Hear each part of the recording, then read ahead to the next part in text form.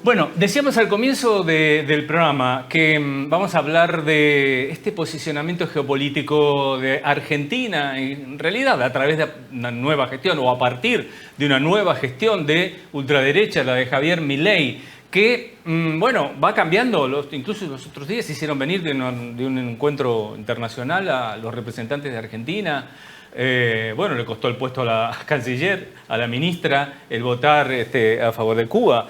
Pero siento, bueno, antes que nada quiero presentar a Janina Jotayán. Ella es investigadora, es especialista de la Universidad Nacional de San Juan, columnista también, conocedora de lo que es la política exterior. Gracias por venir, Janina. Muchas gracias por la invitación. Buenas tardes. Un gusto. No te lloviste, ¿no? Llegaste... Un poco, atípico, pero un poquito. Bueno, me da la sensación de que por ahí Milei está como desconcertado, ¿no? Entró con una dureza ideológica muy fuerte y de repente lo vemos en una reunión bilateral con Xi Jinping, lo vemos como, no sé, mirando raro que su gran héroe o líder Donald Trump le haga ojitos a Putin porque no le parece. Se ve obligado a firmar tratados internacionales como el G20, ¿no? Este G20 acá cerca, en Río, con los líderes más importantes del planeta, ¿vos cómo lo viste? ¿Está cambiando? ¿Hay algo que...? Vamos por partes. La parte, digamos, un poco buscarle la coherencia y la lógica a las políticas exteriores de Milei por ahí al final. Sí, yo creo que a partir, digamos, de la crisis pandémica y ya profundizado por la crisis de 2008, hay un mundo en transición, ¿no? Hacia otro modo de entender, ¿no? Un modo del G20, que el G20, a ver, en términos de lo que se entiende en los organismos internacionales. El derecho internacional no es un organismo como puede ser la ONU o la Organización Mundial del Comercio, sino que son espacios de regionalismo que no son construcciones formales, pero sí políticas fuertes. Por eso lo que fue el G6, que surge en la década del 70, que después al que se suma el G7, en su momento Canadá, estamos hablando, que de alguna manera representaba la estructura del poder mundial, cuando digo poder político y económico, en ese momento estamos hablando de Estados Unidos, Rusia, perdón, en este momento no, Estados Unidos, Francia, Alemania, Italia, Japón. Se suma Canadá y Rusia entra y sale, a partir de la crisis de Crimea, sale. Entonces el G20, que surge a finales del siglo XX, de alguna manera intenta irrumpir y marcar la cancha, digamos, este grupo de potencias medias emergentes y no tan emergentes como lo que es hoy China, ¿no? Porque se sigue hablando de China como una potencia emergente, yo creo que no, ya es mucho China, más, ya hay muchos más. Entonces, de alguna manera, marcan el mosaico del poder real y las discusiones. A partir de la crisis de pandemia había como tres escenarios, si se quiere, que se iba a mantener la estructura económica, digamos, que tendía a la financiarización, con todo lo que, digamos, las políticas más o menos neoliberales que de alguna manera han venido a castigar a la región. Otros que decían no, que justamente esto iba a hacer que algunos países empezaran a decir, bueno, había que cambiar ciertas cuestiones, hay, digamos, las externalidades negativas de estos procesos que tienen que ver también con lo que estos países marcan, y otra que se iban a empeorar, todavía los procesos de hiperglobalización se iban a empeorar, y de alguna manera, por ejemplo, algunos casos de alt-right o de estos gobiernos de extrema derecha expresa. Esas como hipótesis del mundo que los internacionalistas, especialistas en economía y política están discutiendo es lo que se está debatiendo. Justamente el G20 trata de discutir esa agenda, ¿sí? Esa agenda emergente, y con un Lula protagonista, digo. Claro, eso es lo que cambia, me parece, la mirada, ¿no? Un Lula que arranca diciendo, el mundo está peor que nunca. El mundo... está con conflictos bélicos, mayor cantidad de conflictos bélicos desde la Segunda Guerra Mundial. ¿El mundo es más desigual, es más injusto? Totalmente. Bueno, ¿y qué hacemos con eso? Entonces, de alguna manera, Lula tuvo, digamos, el gobierno de Lula, que fue este ciclo de los gobiernos posliberales, entre 2003, que le entra, hasta 2000, bueno, sabemos lo que pasó, 2012, marquemos como un ciclo de gobierno que continúa con Dilma, marca una presencia muy importante de Brasil, no solo en la región, sino en el mapa global. Es una potencia importante.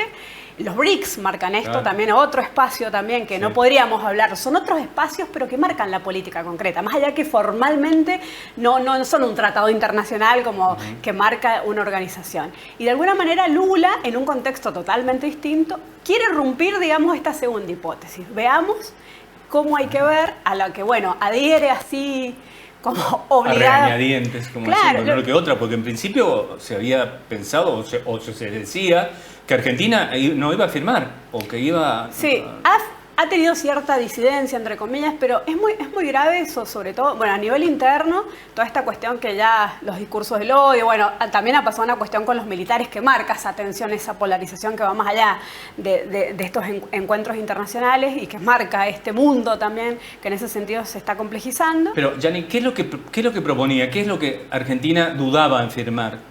Y duda a ver... ¿Cuál es el documento final? ¿Qué queda de la reunión del G20? No, queda la bravuconada, si se quiere, en términos menos políticos y más coloquiales. Que queda en esa cuestión de un discurso interno, pero hacia adentro, o sea, adherido a todo lo que tiene que ver la propuesta contra el hambre, contra la desigualdad. Y de alguna manera... Por eso es lo que te pregunto, el documento final del grupo. Sí, porque en ese sentido el grupo tiene una propuesta que todos colectiva. Los países han firmado. Claro, y Argentina también. Sí, Argentina también, digo, pero bueno, pero medio que no. Pasa que eso, como te digo, es formal, pero ¿por qué? Ahí sería la cuestión. ¿Por qué lo firma? Si de alguna manera va en contra... ¿Por qué? A ver... Que creo que si un miembro no firma, no... Claro. Bueno, iba a quedar... No, aparte, claro, su discurso fue muy contrario a lo que puede plantear tanto Lula, Boric... El mismo Uruguay, que hoy también se está debatiendo también si vuelve el Frente Amplio también. Claro. Y esta postura rupturista, pero en relaciones internacionales, primero, estos no sé cómo llamar, desaciertos en términos diplomáticos que tienen que ver, no son gratis y marcan una incoherencia muy grave para un país, no solo desde el punto de vista político y diplomático, sino económico. Y sobre todo con Brasil, porque hay algo...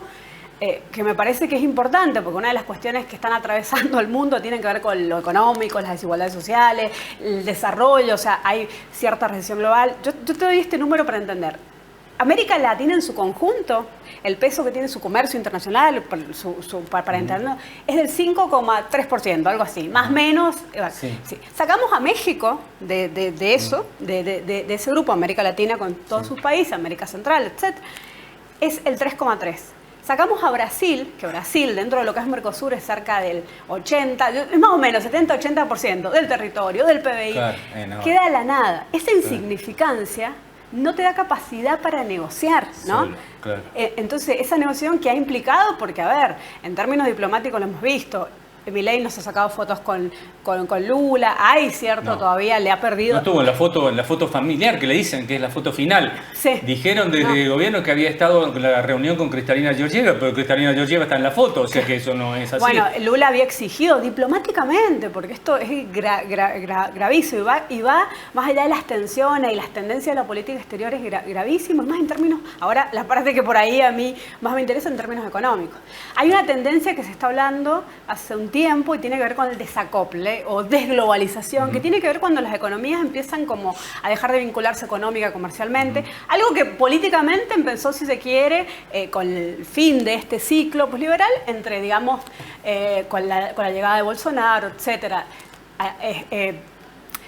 Lamentablemente, y creo que también hay mucho que pesa eso, Fernández tampoco fue muy protagonista en esos términos, pero lo grave también es el desacople económico. O sea, desde la década de los 80, que ahí se superan estas hipótesis de conflicto, digamos, que venían desde la época de la colonia, ¿no? Entre hipótesis de conflicto en términos bélicos, digo, entre Argentina y Brasil, ha sido un socio estratégico, primero por el PICAP y después con el Mercosur. Y el peso económico que se tiene para Argentina es gravísimo.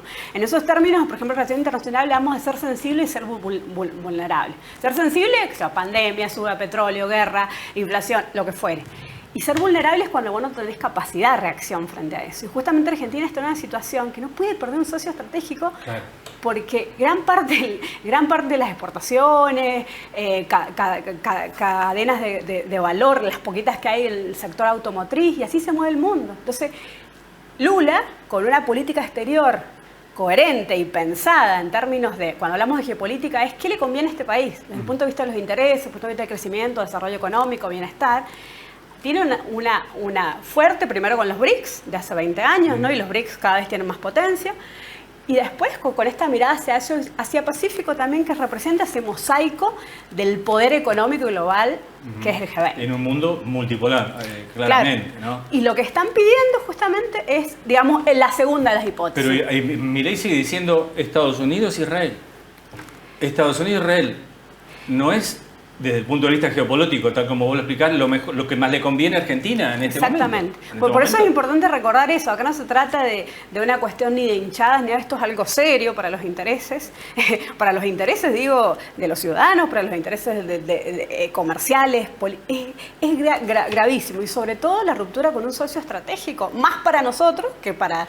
Nosotros necesitamos más Brasil que Brasil a nosotros. ¿Y si Argentina finalmente firma un tratado de libre comercio con Estados Unidos, como dice que quiere hacer con Trump cuando asuma en enero, no puede seguir en Mercosur? Primero eso. Porque los socios del Mercosur no pueden firmar tratados de libre sería comercio. Una ruptura. Desde hace tiempo ha habido también unas tensiones hacia dentro del Mercosur. Por ejemplo, en su momento Uruguay pedía flexibilizar, cuando se habla de eso, de que haya otra suerte de acuerdos, que yo creo que por ahí los procesos, en el marco también de cambios geoestratégicos, geoeconómicos importantes, se pueden discutir.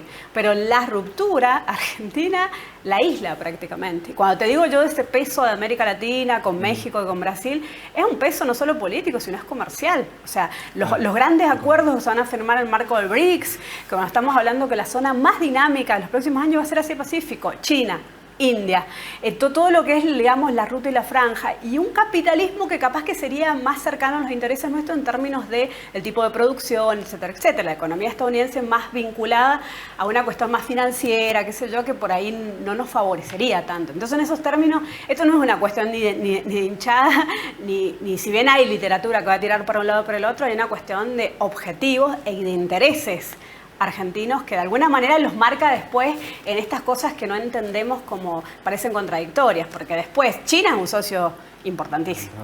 Claro, tal cual. Bueno, Janina, se nos acabó el tiempo. Muchas gracias. La verdad, bueno, podemos seguir hablando muchísimo, pero bueno, vamos a tener otras oportunidades de ir analizando puntualmente, bueno, una situación como la de Ucrania, Rusia en este momento. Bueno, eso se discute también, es complicada. Es un bueno, mapa. Hay mucho para hablar de lo que pasa en el mundo. Muchas gracias.